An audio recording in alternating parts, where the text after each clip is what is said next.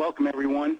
This is Jack Cullen with Corporate Sales Coaches, and Len DiNocenzo and I are delighted to have you with us today to discuss what we believe is one of the most important subjects looking to the future, and that is the subject of frontline management doing really effective hands-on sales coaching of their sales team in order to drive results. Today's agenda is going to include some of the following topics. We want to focus on the importance of doing the basics consistently well, and that applies both to your sales producers as well as your frontline sales managers.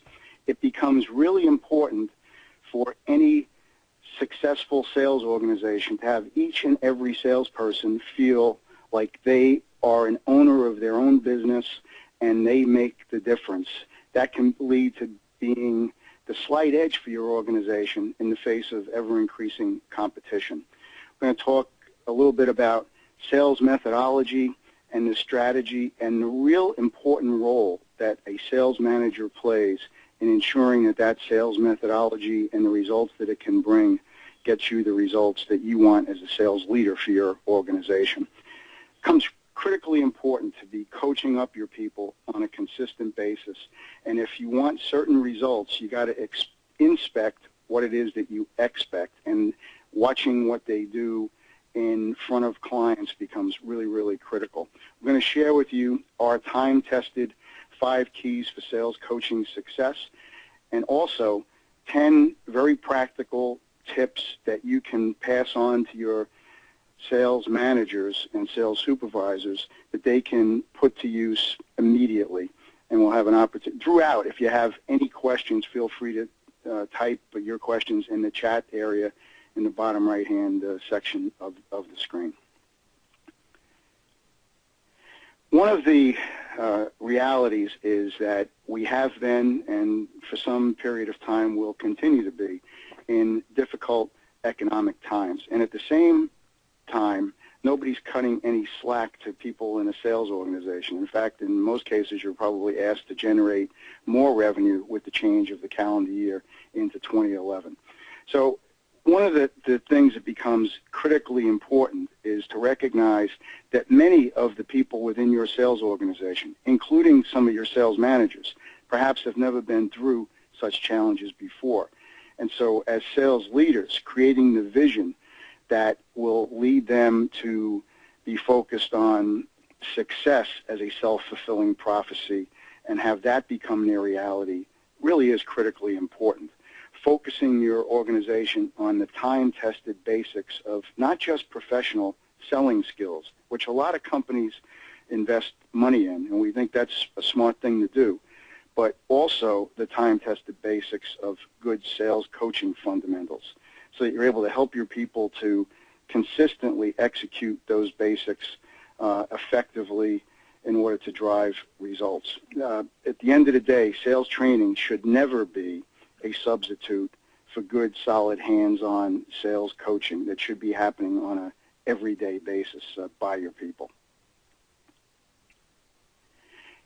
How about this consideration? Each of you that are out there as leaders of your sales teams, at the end of the day, you have somebody come in and they're saying, this is why I failed to make quota for the month, or maybe this is why I failed to get the ABC opportunity, if you will. You ever hear them say this? I was outsold. I didn't really qualify the opportunity. I failed to listen, and maybe I talked too much. I interrupted my prospects when they were in the middle of explaining some of their needs and problems and lost opportunities. I failed to ask good questions. I actually talked more about features than I did benefits. I was really more product focused and not customer focused. At the end of the day, I failed to show real value to them, or I tried to cut corners in the sales cycle in order to make my quota for the month, quarter, or fiscal year. I see somebody just typed in chat privately to me, I've never in 10 years heard one salesperson say any of these things in terms of why they failed to make quota or get a deal. Well, let's look at the next slide, and we may see some more familiar things that we hear from our salespeople, or maybe our sales managers on the front line. It's the economy. Nobody's going to be spending that kind of money in this environment. You know what? Our prices are too high. I bet a lot of our listeners hear that from their sales rank and file. We were just a bad fit. We lacked the needed features in our offerings. Our sales leads are really, really poor. The competition bought the business. They have some advantages that it's hard for me to differentiate myself. Management didn't give me the tools I needed to succeed. And I see again in a private chat message from a couple of folks that they say, yeah, these are more often than not what they hear from their sales organization. And that's a lack of ownership by the individual contributors and maybe in some case by some of your sales managers. So as we look at this, going on to our next slide, we'd like to interject, and feel free to use this to your heart's content within your own organizations. Make it yours. The law of the slight edge. It's something that Len and I have been following for 20 years, and it's amazing what we've learned from this thing. The 2009 Professional Golf Association Tour, 2010 not totally being over yet. Who was the winner? It was number one on that tour in terms of money earned, and who was number two? Some of you are probably asking, who cares who was number two? Well, let's take a look at the correct answers. Yes, it was Tiger Woods in 2009, and Steve Stricker was number two. And the difference between them, Tiger earned $10.5 million. Hope Steve could get by on $6.3 million. The difference being $4.2 million, which raises another question. How many strokes do you think separated them in average score each and every time they played around the golf? And we just brought up a polling question. Click what you feel is the correct answer, and we'll show the results after we get answers from everybody. Do you think it was 1, 2, or 3 strokes separated them average score every time they played a round of golf? Just wait a few seconds till we get all of our responses and can show the results. Keep in mind, the difference was $4 million, and that didn't include endorsement money of any type. Simply prize money. Well, if we can shut down the polling and show the results. The majority of you are indicating that you feel it was 1 stroke, 67%, and 33% say 3 strokes. Well, you're going to be surprised by the answer. The average difference in terms of score each and every time they played a round of golf was actually less than 1 stroke. The difference was 0.67. Think about that. They played roughly 30 times during the course of the year. Tiger Woods was just that much better than the number 2 guy, and look at the difference in terms of money. Now, to your salespeople, how does this translate? Well, they're competing just like these golfers are competing. They're in a profession. These golfers finish a round of golf. They don't head to the 19th hole to grab a beer. They head to the practice range. They're driving golf balls. They're putting. And guess who's standing there watching them hit every golf ball that they're hitting out there in the driving range or on the putting green? Their coach. True professionals in any field practice their trade.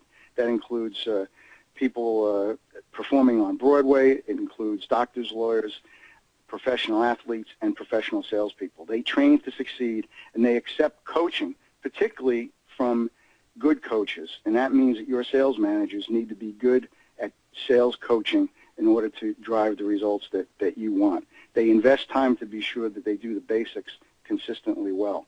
And successful sales organizations are always looking for ways to improve the salespeople, the professionals in their organization. Well, Jack, let's ask the folks another question. How do they feel people make a decision to buy? And there are a lot of different answers that we've heard over the years, but you and I have believed for quite some time that first and foremost, people make emotional decisions. And then they rationalize those emotional decisions with logic after the fact. And we firmly believe that the first and foremost, people buy the salesperson, the sales individual first, then they'll buy by the company, and lastly, they'll take a serious look at products, services, and solutions. And, we've had some disagreement from people over time that maybe this isn't exactly the right order, but our experience proves that if they have an issue with the individual salesperson, it's very difficult to get past that individual, because to that buyer, the potential buyer, the salesperson is the company and representative of that company. And so, we are firm believers that sales professionals will make the difference positively or negatively each and every time. And that's why we're such firm believers in frontline sales coaching and the critical need for that out in the business world. Well, some of the problems that we have uncovered that your sales managers are dealing with, come in the form of managers who perhaps are sitting behind the desk looking at numbers instead of actually being out in the field with their people. They tend to be more inward focused than outward focused. Or sales managers who are relying on the salesperson's optimism. They make assumptions that they're doing all of the right things. They believe what they might be hearing as opposed to actually seeing them in action. And, coaching them and holding the sales individual accountable for that performance. And then the other problem that we run into from time to time are these loosely run organizations. It's almost like a sales team is a fraternity or a sorority. And, people are pretty much allowed to do things the way that they choose to do them. So we would ask you another polling question. Let me open up a poll and launch it. Do you feel that your sales managers, have received adequate sales coaching training over the years? And would like to get your feelings on that. Okay, we have all of the votes. That didn't take long at all, Jack. And 100% of you have answered that no, that they have not received adequate training. And that's a real sad commentary on what's going on. If you think about it, we spend such a great deal of time coaching our people on products, on policies, procedures, systems, and when it comes right down to the actual function of sales coaching, we haven't spent any time to do that. So, we're firm believers. I mean, that's our company name, Corporate Sales Coaches. That's what we do. And we have a system and a process that we believe is really, really viable. And I am getting a message from one of our listeners out there that the salesperson is the company, and that the buyers buy that individual first before they do anything. We would absolutely agree with that. Here's living proof of that, in fact, to all of our listeners. It's the reason why salespeople make the big bucks. People are either looking for reasons to do business with your company or reasons not to do business with your company, and in large part due to the face of your company, and that's that salesperson. There's a reason why they're so well compensated. Well, here's our process for sales coaching success. First thing on our list is that you have to observe and analyze the performance. We'll break that apart as to what kind of things you need to take a look at and that you need to analyze. How well are they doing? Second step is suggest areas of improvement. Third, maybe even show what the desired method might be. Actually show a technique that has worked for you or something that you know is working for others in your organization. And then have them try. Actually have the sales individual try. And then continue that process. And for any of you that have ever played golf, it can be very, very uncomfortable to try something new initially, and it takes some practice. So, this continuing to coach over a period of time is really, and it's a very, very critical part of the process. You just can't expect that you have people, you tell them how to do something once and that it's going to work. And if you think about that, anything that's worthwhile in life is going to take some time to do. Well, all right, let's keep in mind that this process is the key, and having senior management support of the entire sales process is really critical. And we've got a number of clients that we have worked with where this is absolutely true, where if you get the top-level management support of coaching, of a coaching process, of a system, of a sales process, and the senior management is driving that process, people will do what they are asked to do when management inspects what it expects. And frontline managers are the guidance system to this success. And so, we really rely on them to lead the way. And our sales methodology is really something that I think fits in most organizations quite well.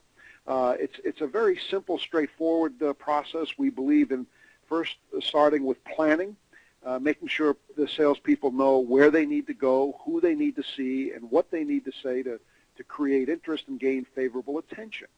And the purpose here is to make sure that when they are initially contacting their customers, that they understand what the important business issues and opportunities and challenges are. And this is oftentimes where it falls down. Many salespeople think they're there to talk, to sell, and to talk about what their products and services are before they really take the time to understand what's important and what's critical to their client or their customer. And we believe that taking the time to dig in and understand what's important really helps to build the relationship. And, that's done through a variety of techniques. We are firm believers in reading and adapting to the behavioral style of the individual that we're working with, which builds credibility and trust. And, it's really the kind of the foundation for all strong business relationships. And this role of active listening, really, so many salespeople, I think, have been told, gee, you're a good talker. You ought to get into sales. When the truth of the matter is some of the best salespeople are really very good active listeners. And listening becomes critical, not just that the salesperson or the sales manager knows that they have listened, but the loop gets closed and the individual who's speaking knows that they were heard. Hey, Third step, yeah. Len, I just am looking at a note that somebody sent to me privately. It's kind of interesting, sharing a story that they recently had an opportunity to be with one of their senior people in a sales call and were amazed at how few questions the person asked and how much talking they did and how turned off they observed the prospect to be during this whole thing. Sorry to interrupt you, but it was apropos because you were talking about this active listening. So yeah, it's important to coach through this whole process for sure. It really is. It really is, and it's one of the things. It's probably one of the blind spots that unless somebody is there observing, some salespeople don't even know that that they're really not doing something. They certainly don't want to do something that's going to create a negative image intentionally. Third step is discovering where and how to add value, and we're firm believers in the customer-focused sales interview and using questions and interviewing techniques to uncover what those needs and those goals and those critical, important priorities, including a personal win, and there's always a personal win. And these interviewing techniques will help to qualify what the actual opportunity is, identify what the political structure within the organization is, and really get a strong understanding as to what the competition might be doing, what other alternatives they actually may be considering, and just seeing where you line up from both a strength and a weakness standpoint. Once you understand where you can add value, now you can develop your proposal and craft what we call a customer-focused solution and present something that is not one size fits all, but something that is customized to the specific requirements of your client, and present that in such a way that it addresses not only their business requirements, but also their personal needs as well. And if that is done successfully, you can then go on to the step of evaluating and providing a justification for what you are proposing. And Jack and I have always been proponents of not just quoting prices, but showing what the return on investment of a particular investment might be, and actually helping your client to understand what that ROI is going to be to them and what it will mean to them in terms of dollars or time or other types of assets that they're going to be able to save or create or enhance. So what's the real value to them from them purchasing your solution? And then last step here is beginning and expanding the partnership, where we gain commitment to action, Salesperson should not be the only individual leaving a sales meeting with action items. The client needs to be actively engaged in the buying process as well. And we've always said that if they won't spend their time or if they won't commit any of their resources or energy, they're probably not going to spend any money. And then that allows you to negotiate what we believe is the only style, a win-win type of negotiation where everybody gets something good out of it. And once the sale is closed and once the relationship and partnership has begun or is expanding, then can we get a reference from this individual? Can we use them as part of our cadre of active resources, active references, where they are looking for other opportunities, helping us, and keeping the number of people who are on our side and in our corner kind of clients for life and taking care of them on a regular basis. And this is going to be done by not only understanding what the client's requirements are, but also attempting to identify the value that they have for their client's client. What's the value proposition to their final end user? So that's our sales methodology, and those are the steps that we believe your sales managers need to be following as they go through their actual duties as the sales manager. Now, from a coaching standpoint, excuse me, observing and analyzing performance is where we start. So what kind of sales activities do we want to observe? Well, we suggest that your manager should be looking at how their prospecting techniques are. What type of initial benefit statements are they using to create interest? What do their letters or email documentation look like? At client meetings, what kinds of questions are they asking? Are they actually doing an interview, or are they just in there, spouting off, specifications of your products and talking about what the product features and benefits might be? Or are they actually, trying to qualify and looking for needs and looking for areas where they can add value? How effective are they at dealing with resistance or objections? Are they able to gain commitments to action along the way where the client is taking an active role in the buying process? And how successful are they in managing trouble when problems arise? Are they effective at solving problems, or are they always looking for help and trying to get someone else to provide resources? So how self-sufficient can they be? And, we talk about their communication skills.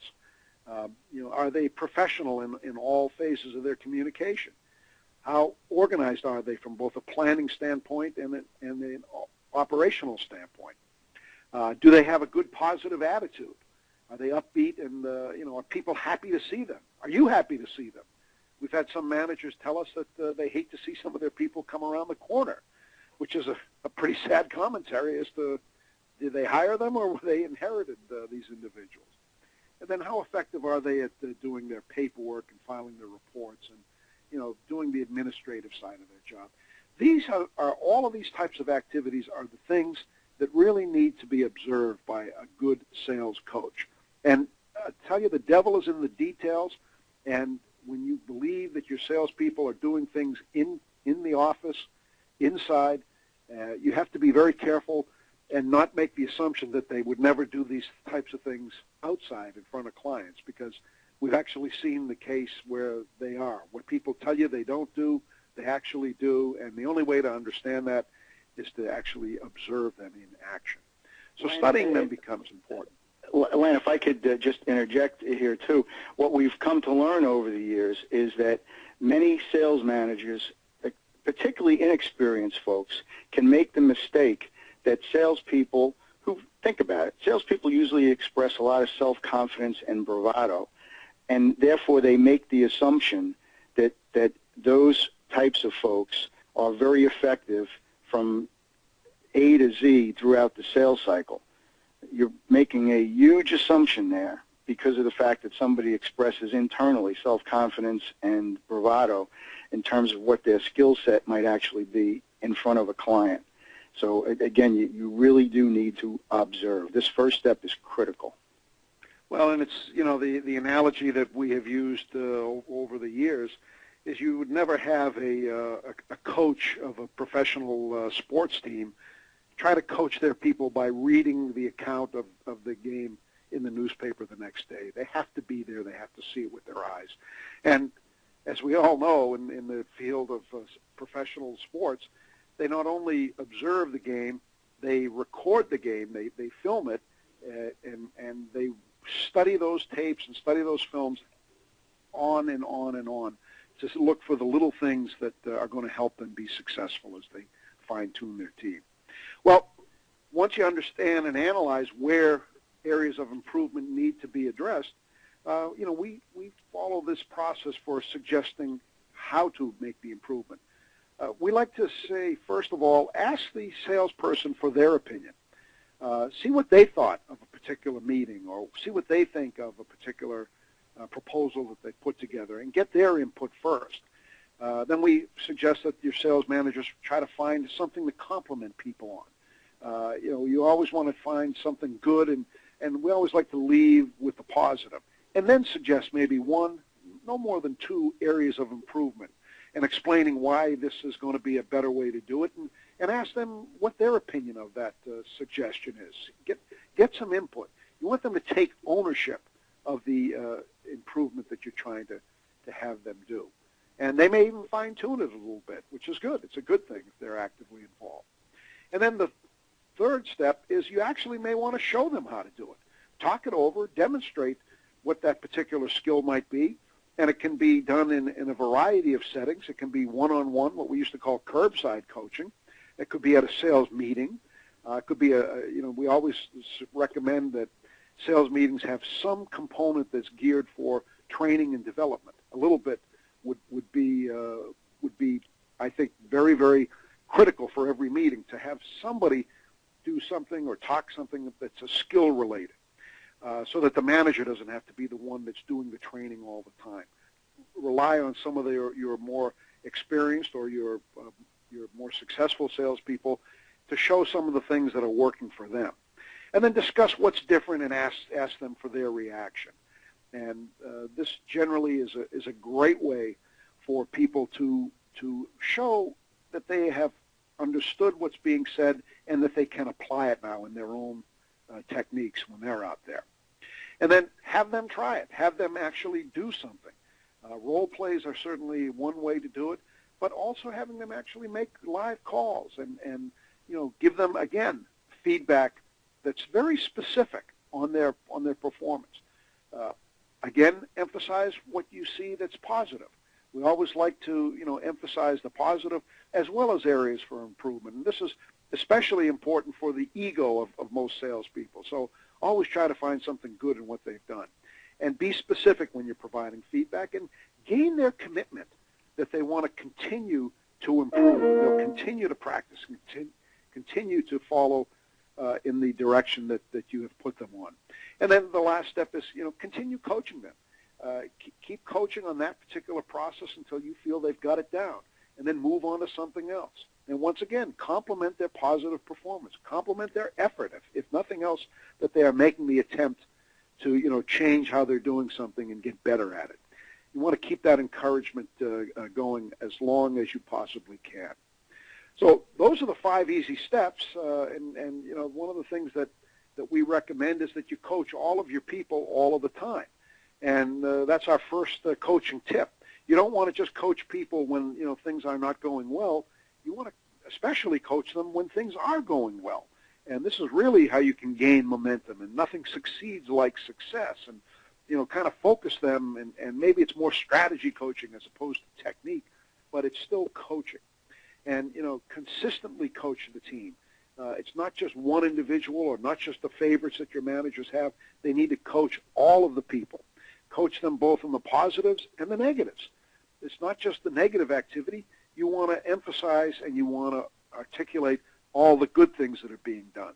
And we've stressed this, try to find something positive each and every time. And you need to prioritize your sales coaching time so that you maximize the return on investment that you get. So you need to think about who needs my coaching the most. It's not who you like to coach, but who needs it the most, and where can you get the biggest return on investment for yourself. We changed the slide here to don't ignore a problem hoping that it's going to get better.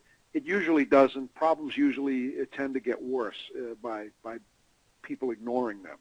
So you want to address things as you see them and as you hear them. We have a saying where we say, failure to confront is permission to continue. And if you see something that's not going well and you don't confront that behavior, it is going to continue, and you're getting exactly what you should be getting if you fail to confront. We suggest that you don't jump in at the first sign of trouble. Give your people a chance to recover themselves. You wouldn't certainly let your children go under for the third time in a pool of water, so you don't want to do that with any of your people. But they need to understand that they have to take their own personal responsibility. Have them analyze their performance first. Generally, they are more critical of themselves than you might even be. And recommend them and model the preferred method, and just keep practicing and practicing and practicing. We can't emphasize this. We have a question that came in Yep. relative to, let me just address it before we wrap up here. Can your sales coaching program be customized to a unique situation? And the answer to that is yes. We certainly believe that every organization has uniquenesses about their particular situation, and any of the sales coaching programs that we do would be customized to a client's needs. Excellent. Well, Jack, the last thing that we'd like to ask our listeners to do is to take a minute and to go to corporatesalescoaches.com /webinar-survey. And if they take just 2 minutes to complete a survey on today's webinar, we would be happy to forward them copies of the slides and our coaching tips so that they can have them for themselves. So again, it's corporatesalescoaches.com /webinar-survey. Jack, any final thoughts? No, we appreciate the time that you gave us today. We hope that you recognize how important this subject really is, and we truly encourage you to do something in terms of the skill set of your frontline sales managers, because at the end of the day, they are critically important to the results that you'll be looking at come December 2011. Well, thank you, everyone. We appreciate you spending 30 minutes with us this morning, and we wish you a good week and finish strong this year. Take care.